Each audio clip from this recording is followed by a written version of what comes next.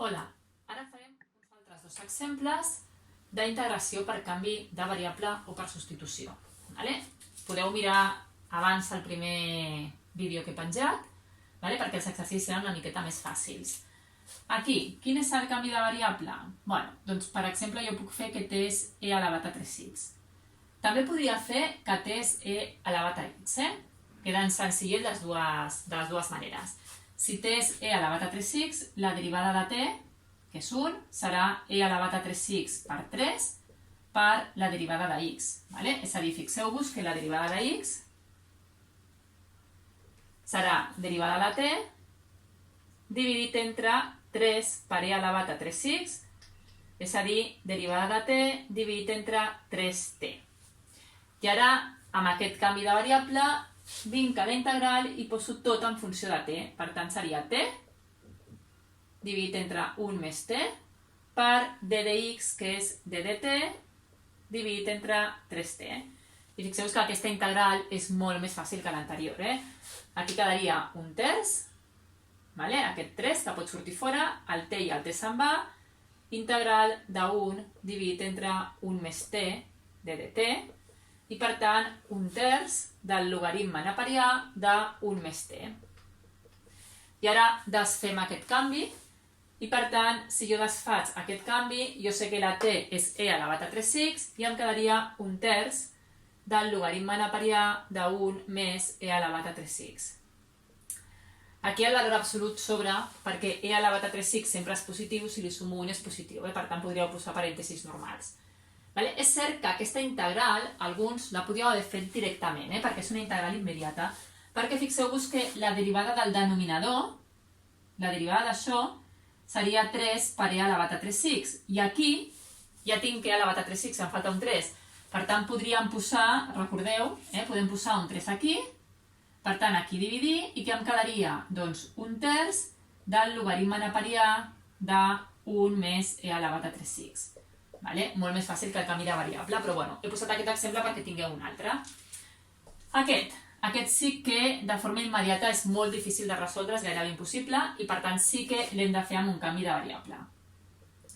Quin és el canvi de variable? A veure, sempre que tenim arrels, el problema el tenim amb aquestes arrels, i per tant hem d'intentar treure aquestes arrels. Per tant, tot el que hi ha dintre de l'arrel serà t elevat a 3 perquè aquí tinc un 3. Perquè si tot això és t elevat a 3, fixeu-vos que el 3 i el 3 sortirà. Quan ja tinc el canvi de variable, derivem. I per tant, d de x serà 3t al quadrat d de t dividit entre 2 serà d de x. I d'aquí, si busco la x, fixeu-vos que la x serà t elevat a 3 menys 1 dividit entre 2, si aïllo la x, serà la x. Ara vinc aquí i tota aquesta integral que té en funció de x la posarem en funció de t. Per tant, en comptes de x al quadrat, li posarem t elevat a 3 menys 1 tot al quadrat, dividit entre 2, dividit entre l'arrel cúbica de 1 més 2x, que li hem dit t elevat a 3, i en comptes de d de x, 3t al quadrat, dividit entre 2. Anem a fer càlculs aquí.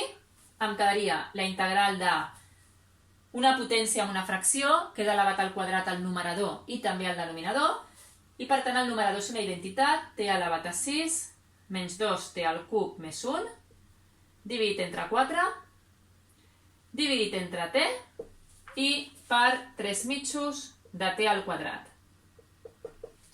Simplifiquem, fixeu-vos. Aquest t amb aquesta t marxa, després 3 mitjos i aquest 4 pot sortir fora de l'arrel. Per tant, quedarien 3 vuitens fora de l'arrel de la integral de t elevat a 6 menys 2t al cub més 1 que multiplica la t. Ara fixeu-vos que aquesta integral és immediata. Per tant, quedaria la integral 3 partit entre 8 de la integral de t elevat a 7 menys 2t a la quarta més t. I ara fem aquesta integral, que són polinomis, per tant 3 vuitens de t elevat a 7, que és t elevat a 8, dividit entre 8, menys 2 t a la quarta, que és a la 5, dividit entre 5, més t, que és t al quadrat, dividit entre 2. Ja l'únic que falta és desfer aquest canvi. Fixeu-vos que si t elevat a 3 hem dit que és 1 més 2x, vol dir que la t serà l'arrel cúbica de 1 més 2x. I per tant desfem el canvi i ens quedarà 3/8 de l'arrel cúbica de 1 més 2x, que és la t, tot elevat a 8, dividit entre 8, menys 2 arrel cúbica de 1 més 2x tot elevat a 5, dividit entre 5, més l'arrel cúbica de 1 més 2x elevat a 2, dividit entre 2. Fixeu-vos que aquesta integral de forma immediata és impossible. En canvi, en el canvi de variable queda una integral relativament fàcil. Molt fàcil no és, comparat amb l'anterior. Clar, què hem utilitzat? Aquí a l'hora de desfer el canvi recordeu que quan jo tenia l'arrel enèsima de a tot elevat a m, recordeu que aquest exponent només influïa al radicant, i per tant això és l'arrel enèsima de a elevat a m, que és el que hem utilitzat aquí. I ja està. Ara sí que després d'aquests 4 exemples que hem fet, 2 ara i 2 en el vídeo anterior, us posaré uns exercicis per poder continuar practicant aquest tipus d'integrals.